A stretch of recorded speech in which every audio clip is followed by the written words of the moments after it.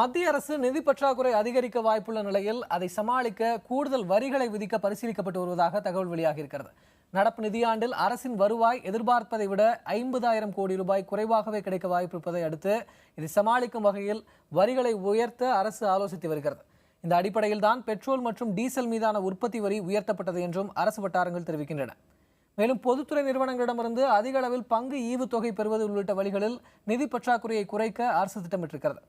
பொதுத்துறை நிறுவன பங்கு விற்பனை மூலம் கணிசமான தொகையை திரட்ட அரசு திட்டமிட்டிருந்த நிலையில் பங்குச்சந்தை சூழல் சரியில்லாத காரணத்தால் அந்த இலக்கை எட்டுவது கடினமாக இருக்கிறது. எனவே மற்ற வழிகளில் வருவாயை அதிகரிக்க அரசு திட்டமிட்டிருக்கிறது.